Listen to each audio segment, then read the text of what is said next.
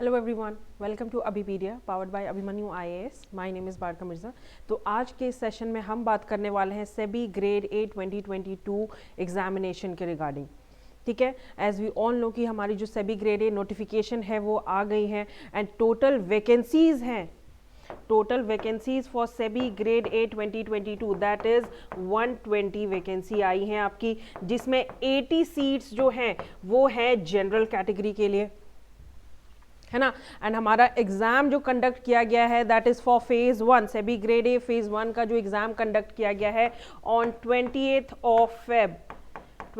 Of February को हमारा जो फेज 1 एग्जामिनेशन है फॉर सेबी ग्रेड ए 2022 वो 20 को है, 28 फेब को है। एंड हमारा फेज 2 जो एग्जामिनेशन है वो 20 मार्च को है, दैट इज 20 मार्च को कंडक्ट किया गया है हमारा एग्जामिनेशन फॉर फेज 2, है ना।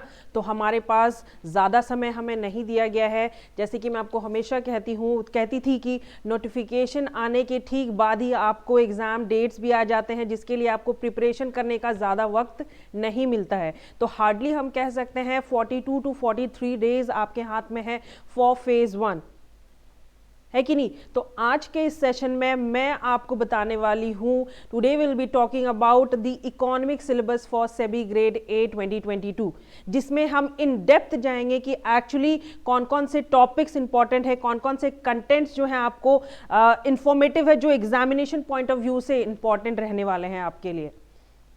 ओके, तो before we start a session आपने क्या करना है, मैं आपको हमेशा कहती हूँ प्लीज़ सब्सक्राइब कर लीजिए हमारे चैनल को। जब भी हमारी सेशंस होंगी आपको नोटिफिकेशन मिल जाएगा। एंड आपने क्या करना है, कोई भी डिटेल इंफॉर्मेशन चाहिए regarding our products for SEBI grade A 2022, whether we are talking about the study materials और कंप्लीट कोर्सेज और सब्जेक्ट वाइज कोर्सेज और टेस्ट सीरीज, आपने क्या करना है, डिस्क्रिप्शन बॉक्स से विजिट करना है, वहाँ पर आपको सारी इंफॉर्मेशन अवेलेबल मिल जाएंगे। या फिर आप इस नंबर पे कांटेक्ट करें, दैट इज 7837773651। ओके, हमारे जो वार्म अप सेशंस हैं वो भी स्टार्ट होने वाली हैं कल से on YouTube, free warm up sessions for SEBI grade A 2022, जिसमें आपको सारे सब्जेक्ट से रिलेटेड एमसीक्यू सेशंस हमारी होंगी, whether we are talking about management, accountancy, finance, economics, हर एक सब्जेक्ट की एमसीक्यू सीरीज हमारी स्टार्ट होने वाली है कल से। ओके, तो जुड़े रहिए हमारे साथ। एंड चलिए हम आज आगे बढ़ते हैं। A complete syllabus of our economics, complete syllabus of economics for SEBI grade A 2022। Okay, जैसे कि हमें पता है हमारा इकोनॉमी का सिलेबस है for SEBI grade A, demand and supply पहला चैप्टर जो है हमारा, देन मार्केट स्ट्रक्चर है, उसके बाद नेशनल इनकम है, then determination of output and employment, investment function, multiplier and accelerator, demand and supply for money, ISLM. Then we have business cycle, inflation and Phillips curve, then inflation, monetary and fiscal policy and NBFCs, non-banking financial companies and institutions। ये तो हमारा syllabus दिया हुआ है, but in brief आज हम in depth देखेंगे कि एक्चुअली आपको डिमांड के अंदर क्या क्या चीज़ें पढ़ने को है, सप्लाई के अंदर क्या क्या है, इलास्टिसिटी, तो ये सारी चीज़ें हम इन डेप्थ देखेंगे कि क्या क्या चीज़ आपके लिए इंपॉर्टेंट रहने वाली है for your examination, to crack your examination for economics. ठीक है, तो लेट्स सी, अगर हम डिमांड एंड सप्लाई की बात करते हैं तो हम डिमांड पहले देख लेते हैं कि एक्चुअली डिमांड में आपको क्या क्या पढ़ने को है।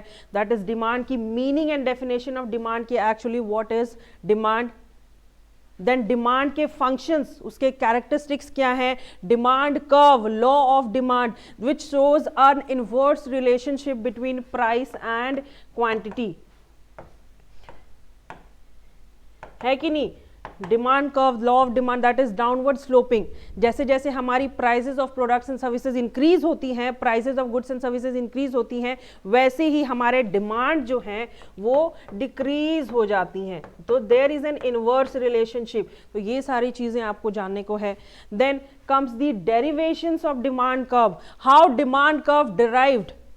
Then third comes the income and substitution effect, कि एक्चुअल कंज्यूमर्स के इनकम कितने हैं। जब हमारे पास सोर्स ऑफ इनकम हमें पता चलता है कि एक्चुअल हमारे पास सोर्स ऑफ इनकम हमारा 30,000 है मान लो, तो 30,000 के अंदर ही हमें अपना कंजम्पशन भी करना है, जो बेसिक नीड्स है हमारी उसको पूरा करना है, हमें इन्वेस्टमेंट करना है, उसके बाद हमें सेविंग्स भी करनी है, डिफरेंट डिफरेंट एक्टिविटीज़ पे पार्टिसिपेट करना है। तो ये सारी चीज़ें डिसाइड क्या करती है, हमारी income. Then comes a substitution effect. Substitution effect basically जो चीपर जो प्रोडक्ट्स है, जो लो प्राइसेस के प्रोडक्ट्स है, उसको हम रिप्लेस करके हम महंगे एक्सपेंसिव प्रोडक्ट्स खरीदते हैं। कब खरीदते हैं? जब हमारी इनकम जो है वो इंक्रीज होती है। तो everything depends upon the source of income. तो ये हो गया हमारा सब्सटीट्यूशन इफेक्ट। तो इनकम एंड सब्सटीट्यूशन इफेक्ट का क्या रिलेशनशिप है, उनके क्या कैरेक्टरिस्टिक्स है, आपको वो भी देखना पड़ेगा under demand. Then the relationship between demand and income, कि एक्चुअली आपका इनकम कितना है, उसके हिसाब से मार्केट में उसके डिमांड्स क्या चल रहे हैं। जैसे जैसे लोगों के इनकम बढ़ेंगे वैसे वैसे उनके डिमांड्स भी बढ़ते हैं, वो कंजम्पशन पे भी ज़्यादा खर्चा करते हैं, वो इन्वेस्टमेंट भी करते हैं। तो उन डिमांड एंड इनकम में रिलेशनशिप क्या है, ये भी चीज़ आपको पता होनी बहुत ज़रूरी है। Then exceptions to law of demand. Exceptions to law of demand basically हम क्या कहते हैं, दैट इज डिफरेंट गुड्स और inferior goods, then wavelength goods, and then income changes. So these are the exceptions of law of demand. तो ये भी आपको पता रहना बहुत ज़रूरी है। Then shifts in demand curve versus movements along the curve. जो shifts होती है डिमांड कर्व्स में, मूवमेंट्स होती हैं, वो भी चीज़ें आपको पता होनी ज़रूरी है, क्योंकि इससे क्वेश्चंस पूछे जाते हैं एग्जामिनेशन में। अगर हम लास्ट ईयर के पेपर की बात करते हैं तो लास्ट ईयर में डिमांड एंड सप्लाई के क्वेश्चंस आए थे। देन मार्केट डिमांड क्या है, मार्केट में जो कंज्यूमर्स हैं उनके डिमांड्स क्या है, उनके कैरेक्टरिस्टिक्स क्या हैं, उनके मूवमेंट्स कर्व्स, ये सारी चीज़ें आपको पता होना बहुत ज़रूरी है। तो ये तो हो गई हमारी डिमांड की। इन डेप्थ की डिमांड में एक्चुअली कौन कौन सी चीज़ें हैं देखने वाली in the examination point of view, जो कि इंपॉर्टेंट रहने वाली हैं आपके एग्जाम में। देन हम बात करते हैं elasticity of demand. What is elasticity of demand? Quantity demanded changes due to change in its price, है ना। हमारी डिमांड जो चेंज होती है, फ्लक्चुएट होती है, किसके ऊपर से? जब हमारे प्राइजेस में चेंजेस, जब prices of goods and services में चेंजेस देखने को मिलते हैं। तो meaning and definition of elasticity of demand. Then most important thing, types of elasticity of demand के एक्चुअली कितने टाइप्स की इलास्टिसिटी ऑफ डिमांड होते हैं, that is income elasticity, price elasticity and cross elasticity of demand. इनके meaning, इनके definition, इनके curves में जो मूवमेंट आती है वो भी आपको बहुत ज़रूरी है मालूम होना इनके बारे में भी। तो ये हो गया हमारा इलास्टिसिटी ऑफ डिमांड। देन हम आ जाते हैं हमारे सप्लाई पे। सप्लाई एक्चुअली क्या है, सप्लाई के अंदर भी बहुत सारे सब कंटेंट्स हैं जो कि आपको इसके बारे में भी मालूम होना बहुत ही ज़रूरी है, इंपॉर्टेंट है। दैट इज़ सप्लाई, कि जो मार्केट में जो प्रोड्यूसर्स हैं, जो फर्म्स हैं, जो प्रोड्यूसर्स हैं, जो लेबरर्स हैं, वो क्या चाहते हैं कि उन्होंने जितने भी प्रोडक्ट्स बनाए हैं, they are willing to sell their products in the market to the final consumers, कि जितना प्रोडक्ट्स हमने बनाया है, हमारे प्रोडक्ट्स जो है वो मार्केट में सेल हो जाए टू द फाइनल कंज्यूमर्स। तो सप्लाई क्या है, meaning definition, factors affecting the supply, law of supply क्या होता है, एन अपवर्ड स्लोपिंग कर्व, है ना। स्टॉक एंड सप्लाई में क्या डिफरेंस बिटवीन है, उनके बीच में क्या रिलेशनशिप है, सप्लाई कर्व कैसा होता है हमारा, मार्केट सप्लाई कर्व कैसा होता है, exceptions to the law of supply, what are the exceptions to the law of supply, that is prices of commodities, prices of factors of production, government की policies क्या है, गोल्स ऑब्जेक्टिव्स क्या है supply के, वो सारी चीजें आ जाती हैं इसमें। देन कम्स हमारी movement and shifts along the supply curve. जो शिफ्ट्स होती है, जो मूवमेंट्स होती है, जो कर्व्स होती हैं सप्लाई कर्व में, वो आपको देखना बहुत ही जरूरी है। देन मार्केट इक्विलिब्रियम की total aggregate demand and aggregate supply total in the market कैसे एग्जिस्ट हो रहे हैं, दैट इज वो भी आपको देखना है कि नहीं। Then price elasticity of supply, आप कितना पैसा लगा रहे हो एंड उसके हिसाब से आप प्रोडक्शन कितना कर रहे हो, आपका प्रोडक्ट्स कितना आप सप्लाई कर रहे हो, वो भी ज़रूरी है। Then methods of price elasticity of supply की क्या क्या मेथड्स है, कैरेक्टरिस्टिक्स हैं of price elasticity of supply. तो ये सारी तो बात हो गई इन डेप्थ अंडर सप्लाई, ठीक है। Then comes utility analysis. Utility basically क्या हो जाता है कि आप जो प्रोडक्ट खरीद रहे हो, आप जो प्रोडक्ट ले रहे हो, प्रोडक्ट्स एंड सर्विसेज जो अप्लाई कर रहे हो, तो वो आपके लिए कितना बेनिफिशियल है या कितना प्रॉफिटेबल रहा है। तो meaning and definition, that is actually utility क्या है, है कि नहीं, ये आ जाता है। Then what are the assumptions and measures of utility, utility analysis क्या, एजम्पशंस क्या है, कैरेक्टरिस्टिक्स क्या है, हम उसे कैसे मेजर कर सकते हैं, है कि नहीं। Then TU and MU that is total utility and marginal utility क्या है। टोटल यूटिलिटी की अगर हम बात करते हैं तो टोटल यूटिलिटी एक्चुअली क्या हो जाता है कि हम जो मार्केट में प्रोडक्ट्स जो खरीद रहे हैं, टोटल यूटिलिटी, तो उसको हम कैसे यूटिलाइज कर सकते हैं, क्या वो मेरे सेटिस्फाई, क्या मुझे वो प्रोडक्ट सेटिस्फाई कर रही है, क्या मैं उस प्रोडक्ट से सेटिस्फाई हूं। That is the aggregate amount of satisfaction that a consumer receives through the consumption of a specific good और services, that is total utility. And अगर हम MU की बात करते हैं दैट इज मार्जिनल यूटिलिटी।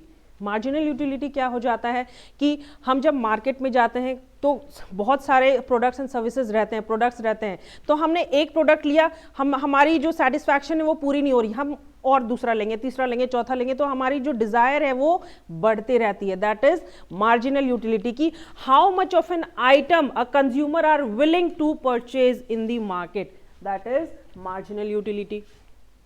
ठीक है, तो total utility and marginal utility के बीच में क्या रिलेशनशिप है, इन दोनों के बीच में क्या डिफरेंस है, उसका भी आपको मालूम रहना बहुत जरूरी है। Then law of diminishing marginal utility, law of diminishing marginal utility, ये आपके लिए बहुत ही इंपॉर्टेंट रहने वाला है, बहुत ही इंपॉर्टेंट टॉपिक है law of diminishing marginal utility. Basically क्या हो जाता है कि जब हमारी जो डिज़ायर्स हैं वो एक्चुअली जो है वो जब हम प्रोडक्ट्स एंड सर्विसेज खरीदने जाते हैं मार्केट में, हमारे जो डिज़ायर्स हैं वो कम होते रहती है, डिक्रीज होती रहती है। That is the amount of satisfaction on providing by the consumption of any additional unit of goods and services, जो कि डिक्रीज होती है। हम MU में हम क्या देखते थे, मार्जिनल यूटिलिटी में हमें क्या देखने को मिलता था कि हम जब मार्केट में जाते थे, हमारे पास पैसा है तो हमें लगता है कि हाँ एक प्रोडक्ट हमने खरीदा और एक खरीद लेते हैं, वो भी खरीद लेते हैं, वो भी खरीद लेते हैं, तो हमारी डिज़ायर्स जो हैं वो बढ़ती हैं। But law of diminishing marginal क्या होती है, इसमें क्या होता है कि हमारे जो डिज़ायर्स हैं फॉर प्रोडक्ट्स एंड सर्विसेज वो क्या होती हैं, डिक्रीज होती हैं धीरे धीरे। तो the relationship between TU and MU क्या है, equilibrium, aggregate demand and aggregate supply in the market, indifference curve, उसके फीचर्स कैरेक्टरिस्टिक्स क्या हैं, कंज्यूमर्स के बजट के ऊपर, कंज्यूमर्स के बजट, हम जब मार्केट जाते हैं तो हमारे पास एक टोटल अमाउंट रहता है प्रेजेंट कि एक्चुअली हमारे पास मान लो 5000 है, अब हमें पता है कि हमारे पास 5000 है, तो 5000 के अंदर ही हमें जो भी है प्रोडक्ट्स एंड सर्विसेज खरीदना है, शॉपिंग करना है, कुछ खाना पीना है, घूमना है, तो हमें पता है इतना पैसा है, इतना पैसे के अंदर ही हमारा सब कुछ काम खत्म होना चाहिए। तो ये भी आपका कंज्यूमर बजट जो कि शो करता है, उसके कैरेक्टरिस्टिक्स क्या है, फीचर्स क्या है, how they work, how this movement fluctuate in the market structure, तो ये सारी चीजें हैं अंडर यूटिलिटी एनालिसिस में। ठीक है, नेक्स्ट हम बात करते हैं मार्केट स्ट्रक्चर की, ये भी हमारा एक इंपॉर्टेंट चैप्टर है। हमने डिमांड देखा, डिमांड के अंदर कौन कौन से मेन टॉपिक्स हैं हमने वो देखा, इलास्टिसिटी ऑफ डिमांड में देखा कि क्या क्या चीज़ें इंपॉर्टेंट है, वो चीज़ हमें पढ़ना है according to exam point of view. Then supply देखा हमने, है कि नहीं, यूटिलिटी देखी। अब मार्केट स्ट्रक्चर के अंदर हमें सिलेबस में दे दिया गया है कि हाँ मार्केट स्ट्रक्चर भी आपका एग्जामिनेशन में आने वाला है, तो मार्केट स्ट्रक्चर के अंदर हमें कौन कौन सी टॉपिक्स के ऊपर ज़्यादातर ध्यान देने में है, मेन चीज़ें, that is the core area, that is perfect competition, कि व्हाट इज परफेक्ट कंपटीशन, कि परफेक्ट कंपटीशन एक ऐसा मार्केट स्ट्रक्चर है जहां पे large number of buyers and sellers exist होते हैं, है कि नहीं, products are similar but not same, है ना, उसका डिमांड कर्व कैसा होने वाला है मार्केट स्ट्रक्चर का, AR average revenue marginal revenue का क्या डिफरेंस बिटवीन है, what is average revenue marginal revenue, short run and long run equilibrium क्या होने वाला है अंडर परफेक्ट कंपटीशन, तो ये सारे एरियाज है जहां पे आपको ध्यान देने की जरूरत है। Then second comes the monopoly competition, what is monopoly competition, monopoly competition में हमें देखने को मिलता है कि लार्ज नंबर ऑफ बायर्स हैं, सेलर्स भी हैं, बट जो सेलर्स हैं, सेलर्स ही प्राइस मेकर हैं, जो प्रोडक्ट्स के प्राइस वो सेट कर देंगे, अब जो अवेलेबल कंज्यूमर्स है, कंज्यूमर्स को उसी प्राइस में उसके प्रोडक्ट्स एंड सर्विसेज को परचेज करना है। फॉर एन एग्जाम्पल ले लो, फॉर एन एग्जाम्पल 50 रुपीज़ का कोई प्रोडक्ट है, जो कि मोनोपोली मार्केट स्ट्रक्चर में जो सेलर है, जो प्रोड्यूसर है, उन्होंने सेट किया है 50 रुपीज का कोई प्रोडक्ट है। तो अब हमें इसी प्राइस में उस प्रोडक्ट को क्या है, परचेज करना है। whatever the price set up by the producer or the seller, उसी प्राइस पे हमें प्रोडक्ट्स एंड सर्विसेज को खरीदना है। तो that comes under monopoly competition, जहां पे कोई कंपटीशन आपको देखने को नहीं मिलेगा, that is absence of competition. Price maker, no close substitutes under monopoly competition market structure, ठीक है। Then third one comes the monopolistic competition. Monopolistic competition क्या हो जाता है, वहां पे large number of buyers and sellers exist होते हैं, no barriers to entry and exit in this market structure, products are similar है। मेन एम क्या है कि how to maximise profit under monopolistic competition. तो ये भी हो गया एक मार्केट स्ट्रक्चर का एक पार्ट। देन फोर्थ कम्स हमारा oligopoly market structure. Oligopoly market structure में क्या होता है, फ्यू फॉर्म्स एग्जिस्ट करते हैं, यहाँ पे few forms exist in this market structure, but buyers are larger than the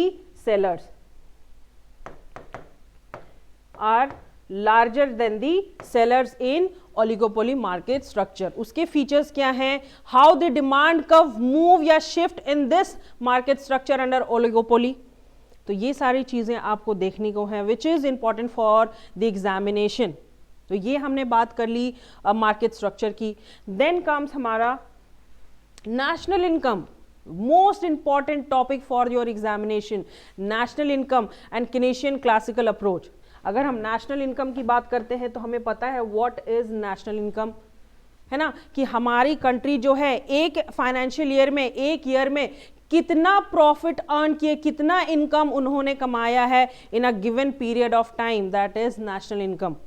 कितना पैसा हमारे कंट्री के पास आया है एक साल के अंदर by doing different things, that comes under national income।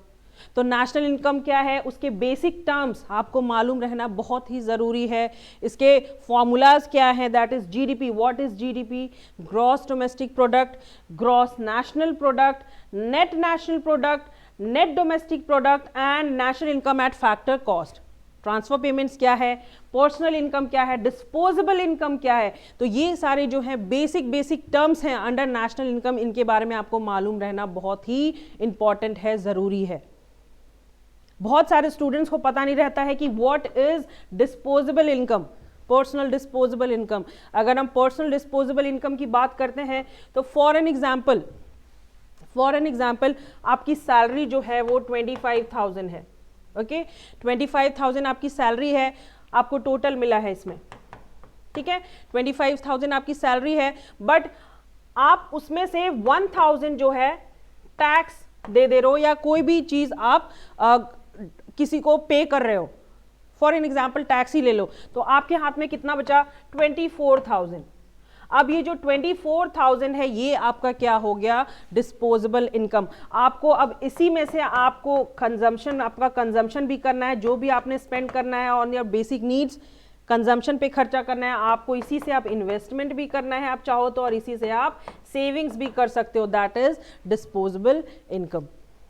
तो ये बहुत ही इंपॉर्टेंट टॉपिक रहने वाला है for your examination, that is national income. Basic जो टर्म्स है इसके आपको पता रहना बहुत जरूरी है। Then what are the methods to calculate national income, इनके 3 मेथड्स है, that is value added method, income method and expenditure method. Most important thing ये 3 मेथड्स के बारे में आपको मालूमात रहना बहुत जरूरी है। What are they, how they derive, what are their characteristics, how we calculate under these methods of national income। then आपके लिए Keynesian and classical approach जो कि आपको एक बताती है रिलेशनशिप अनएम्प्लॉयमेंट एंड इन्फ्लेशन के बीच, है नहीं, है कि नहीं, ये हो गया हमारा, एंड इन्फ्लेशन की अनएम्प्लॉयमेंट हमारे देश में क्यों होता है, किस वजह से होता है, तो ये भी आपके लिए एक इंपॉर्टेंट टॉपिक है, Keynesian and classical approach. Okay, then comes consumption and investment function. Consumption and investment function, what is consumption, definition meaning पता रहना बहुत जरूरी है कि एक्चुअली कंजम्पशन क्या है। हम जो डेली अपने नीड्स वांट्स कैसे फुलफिल करते हैं, जो हमारे पास इनकम आता है, सोर्स ऑफ इनकम आता है, उसी से हम अपने बेसिक नीड्स वांट्स को फुलफिल करते हैं, हम स्पेंड करते हैं ऑन आवर कंजम्पशन। तो actually what is consumption function? Investment function. Basically हम इन्वेस्टमेंट, हमारे पास इनकम रहता है, उसी से हम कंजम्पशन भी करते हैं, उसी से हम इन्वेस्टमेंट भी करते हैं, उसी से हम सेविंग्स भी करते हैं, है कि नहीं? तो everything depends upon the source of income, है कि नहीं? तो कंजम्पशन फंक्शन हो गया, इन्वेस्टमेंट फंक्शन हो गया। अब आपको पता रहना है कि what is MPC, marginal propensity to consume, कि कितना अमाउंट ऑफ मनी आपके पास आ रहा है, उसमें से आप कितना आप कंज्यूम कर रहे हो, कितना आप खर्च कर रहे हो on your consumption. Then saving functions and marginal propensity to save, MPC and MPS, marginal propensity to consume and marginal propensity to save के बीच में क्या रिलेशनशिप है, ठीक है? देन determinants of consumption and savings. What are the determinants of consumption and saving function? Determinants of investment, AD and AS, aggregate demand and aggregate supply in the economy under consumption and investment function. Then equilibrium in 2 sector and 7 sector model, very important. तो ये सारी जो चीजें हैं जो मैं आपको बता रही हूं इन डेप्थ, ठीक है, वो सारी चीजें हम कंप्लीट करेंगे in our warm up sessions with the help of the MCQs, ठीक है? हम सारे टॉपिक्स को जो है, जितने भी सारे इंपॉर्टेंट कंटेंट्स हैं, हम वो सारी चीजें कवर करने वाले हैं in our sessions. Then comes हमारा multiplier and accelerator. Last time की अगर हम बात करें तो मल्टीप्लायर एंड एक्सेलरेटर से भी एक क्वेश्चन पूछा गया था इन सभी ग्रेड 8 2021। तो ये भी चैप्टर अगर हम देखें तो बहुत ही इंपॉर्टेंट चैप्टर है। तो मल्टीप्लायर की बात करते हैं। What is multiplier? Multiplier basically depends on the amount of any increase in income. जब हमारी इनकम में इंक्रीमेंट आती है एंड उसके बाद हम अपने स्पेंड करते हैं अपने कंजम्पशन पे, that is multiplier. Depends upon the amount of any increase in income that is spent by the people. जब हमारी इनकम में इंक्रीमेंट आती है, मान लो पहले मेरी सैलरी 20,000 थी, अब 20,000 होकर 25,000 हो गई है, तो जैसे जैसे हमारा इनकम इंक्रीज होगा वैसे वैसे हमारा डिमांड्स भी इंक्रीज होंगे, हम कंजम्पशन पे भी ज्यादा खर्च करेंगे। तो ये हो गया हमारा मल्टीप्लायर थ्योरी। अगर हम एक्सेलरेटर की बात करते हैं तो what is accelerator? Basically it depends upon investment expenditure, कि हम इन्वेस्टमेंट में कितना खर्च करते हैं। Investment expenditure increases when either demand और इनकम इंक्रीजेज। जब हमारी इनकम इंक्रीज होगी, नॉर्मल सी बात है, इनकम इंक्रीज होगी तो डिमांड भी इंक्रीज होगी, हम कंजम्पशन पे खर्चा करेंगे, हम इन्वेस्टमेंट ज़्यादा करेंगे, हम सेविंग्स करेंगे। मेनली इन्वेस्टमेंट करते हैं टू अर्न प्रॉफिट, कि हम जितना इन्वेस्टमेंट करेंगे, मान लो आज अगर हमने कोई ज़मीन खरीद लिया 10 लाख की, तो यही ज़मीन दो साल के अंदर या 1-1.5 साल के अंदर या 3 साल के अंदर इसी ज़मीन का कॉस्ट कितना हो जाएगा? 25 लाख। तो प्रॉफिट हो रहा है कि नहीं हो रहा है?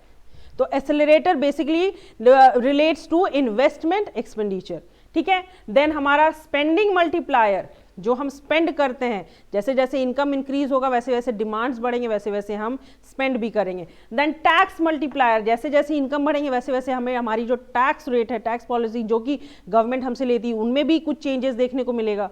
देन एक्सेलरेटर क्या है? तो ये सारी चीज़ें भी इंपॉर्टेंट रहने वाली है for your examination. Then demand supply for money and ISLM. ISLM basically हो गया हमारा investment saving, investment saving liquidity preference money supply in the economy.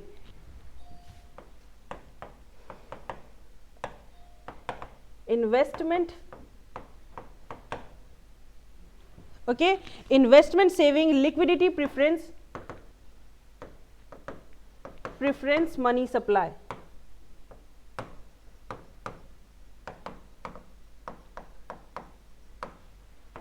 ठीक है, तो ये जो सारे चैप्टर्स है वो इंटर रिलेटेड है एक दूसरे से। अगर हम स्टार्टिंग पहले से, जैसे मैंने आपको बताया इससे प्रीवियस वाले, तो अगर हम वहां से स्टार्ट करते हैं तो ये सारी चीजें हमें इजीली मालूम पड़ जाएगी कि एक्चुअली क्या है ISLM मॉडल।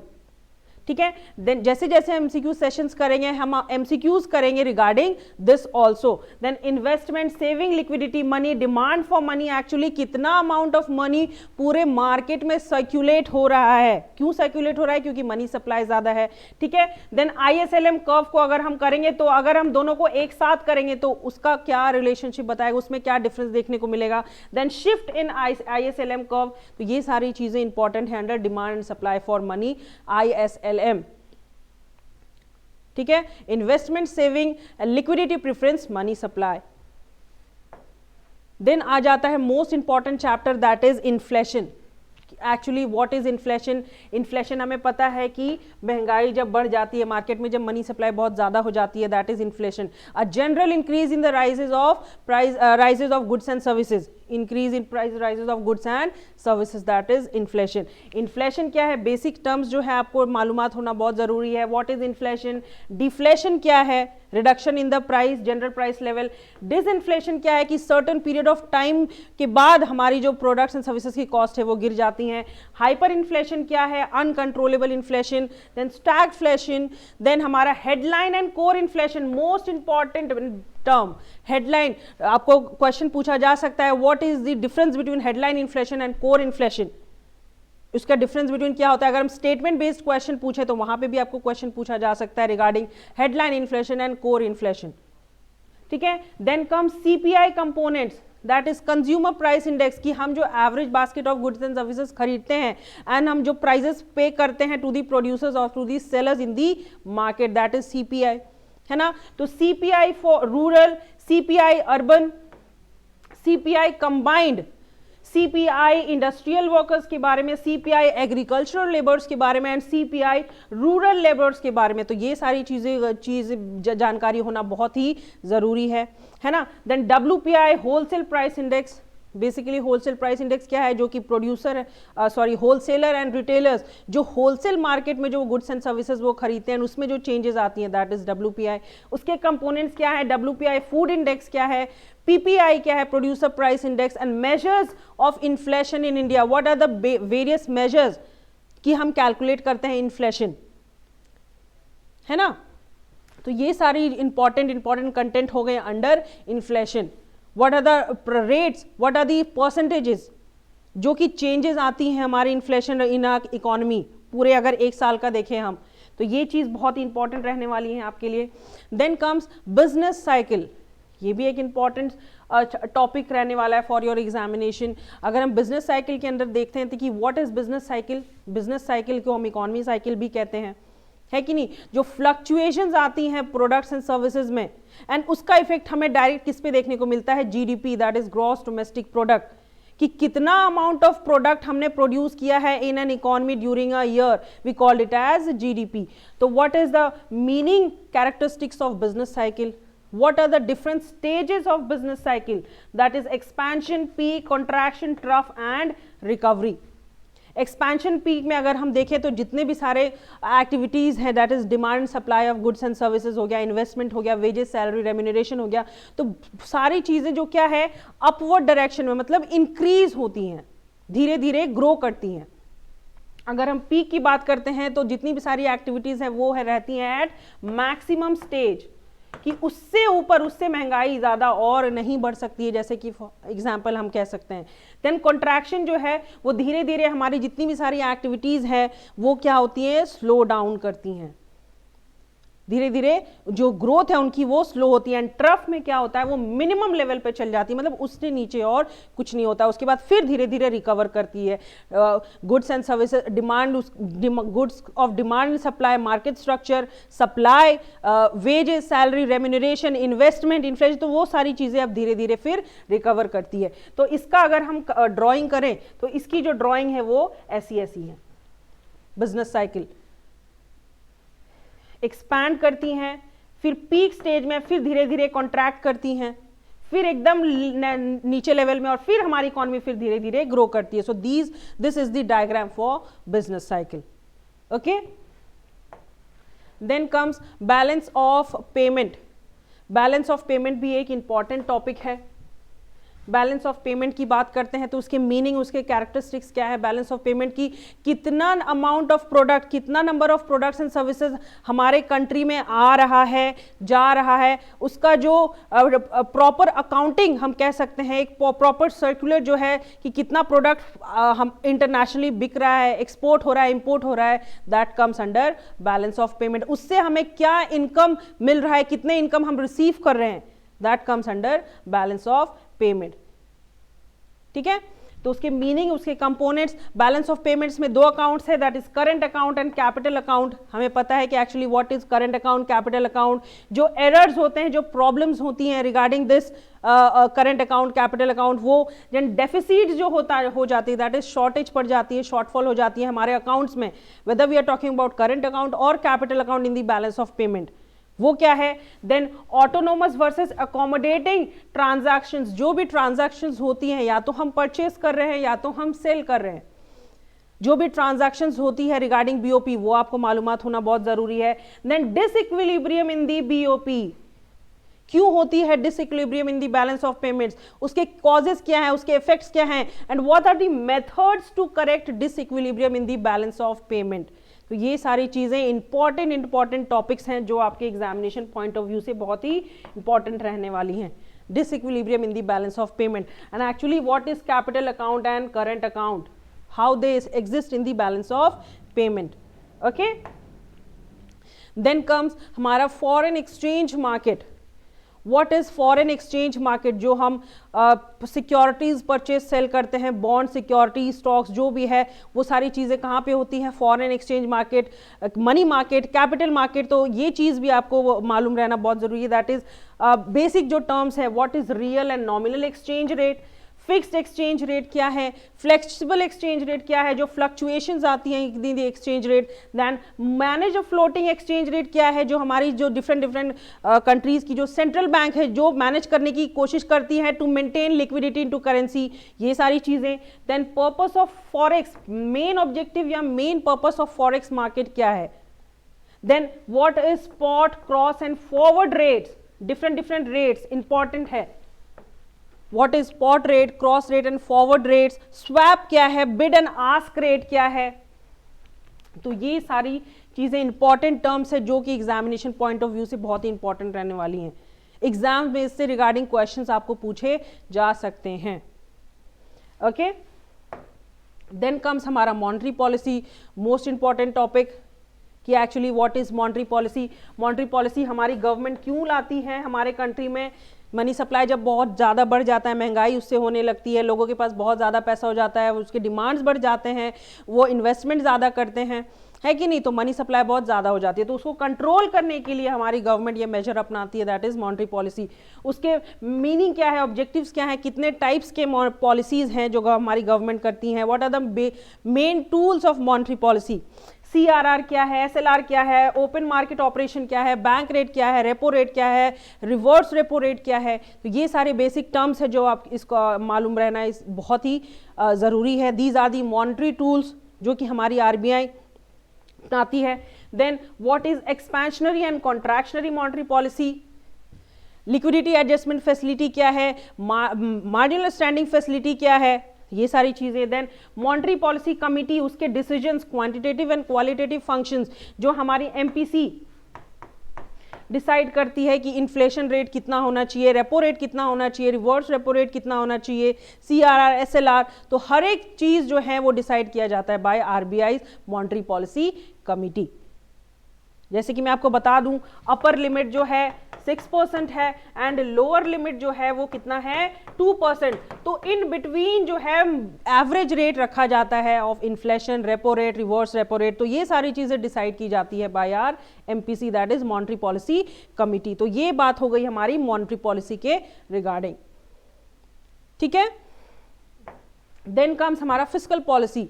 फिस्कल पॉलिसी क्या है कि गवर्नमेंट अपनी जो स्पेंडिंग है एंड जो टैक्स पॉलिसीज है उसको कैसे यूज करती है to influence a country's economic condition, है कि नहीं, मैक्रो इकोनॉमिक कंडीशन, उसका क्या इफेक्ट पड़ता है हमारा डिमांड एंड सप्लाई में, हमारा इन्फ्लेशन में, हमारा एम्प्लॉयमेंट में, तो ये सारी चीजें आ जाती हैं under fiscal policy.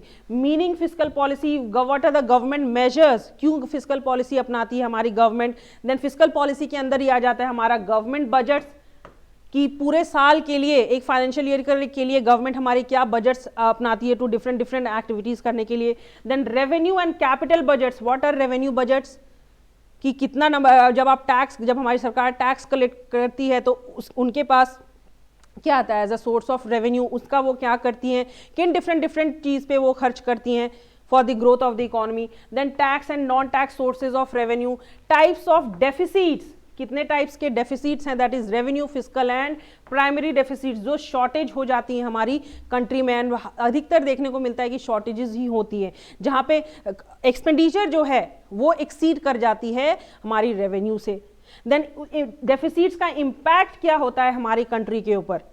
Then what are FRMB act 2003, very important, fiscal responsibility budget management act 2003, इनका बेसिक एम क्या है, not to eliminate, not to delete the revenue deficits and fiscal deficit, but to reduce the revenue deficits and fiscal deficit, that is fiscal policy। तो fiscal policy के अंदर ये सारी चीजें हैं, ये सारे टॉपिक्स हैं जो आपको ध्यान से पढ़ना है।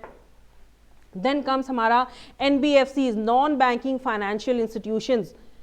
What are non banking financial institutions? Non banking financial institutions भी क्या करती हैं, पब्लिक के डिपॉजिट एक्सेप्ट करती हैं, ठीक है। ये मेनली कहाँ काम करती हैं, मार्केट स्ट्रक्चर, फाइनेंशियल मार्केट्स में, मनी मार्केट में, कैपिटल मार्केट में, चिट फंड्स में आपको देखने को मिलेगा, जो स्टॉक बॉन्ड सिक्योरिटीज है वहां पे आपको देखने को मिलेगा अंडर एनबीएफसीज। बैंक जैसे काम करती हैं, फुल्ली ये एनबीएफसीज वैसा काम नहीं करती हैं। बैंक को एक फुल्ली लाइसेंस दिया जाता है by the RBI, but NBFCs को फुल्ली लाइसेंस नहीं मिलता है टू डू देयर वर्क्स। तो व्हाट आर एनबीएफसीज, जैसे कि हमें पता है कि एनबीएफसीज का जो तादाद है हमारे देश में वो बहुत ज़्यादा अभी बढ़ रहा है। तो एक्चुअली एनबीएफसीज क्या है, what are the different form types of NBFCs, how NBFCs are different from banks. All India financial institutions क्या है, primary dealers NBFCs. Types of NBFCs जैसे कि लोन कंपनीज हो गया, इन्वेस्टमेंट कंपनीज हो गया, इंफ्रास्ट्रक्चर कंपनीज हो गया, एसेट फाइनेंस कंपनीज हो गया। So these are the types of NBFCs. What are the regulations of NBFCs, risk based internal audit. तो ये सारी इंपॉर्टेंट रहने वाली हैं under NBFCs, non banking financial institutions, ठीक है गाइस। तो आज का जो हमारा सेशन था वो यहीं पे ओवर होता है। हमारे यूट्यूब वार्म अप सेशंस हमारी स्टार्ट होने वाली हैं कल से, जहाँ पे आपको डिफरेंट सब्जेक्ट्स के ऊपर एमसीक्यूज देखने को मिलेगा, ठीक है। तो आपने क्लास में प्रेजेंट रहना है। आज तो हमने डिस्कस कर लिया हमारा इकोनॉमी का सिलेबस इन डेप्थ, कि एक्चुअली कौन कौन सी जो टॉपिक्स है, सब टॉपिक्स है, मेन कंटेंट्स हैं जो कि एग्जामिनेशन पॉइंट ऑफ व्यू से बहुत ही इंपॉर्टेंट रहने वाला है। एंड हम वो सारी चीज़ें धीरे धीरे कवर अप करेंगे, ठीक है। आज की क्लास में इतना ही। हम मिलेंगे अपने नेक्स्ट सेशन में, the MCQ sessions for economics which is for SEBI grade A 2022। तो अपने प्रिपरेशन को और स्ट्रेंथन कीजिए और मजबूत कीजिए, एक प्रैक्टिस करते रहिए to crack your examination. So prepare well and be with Abhipedia. Thank you.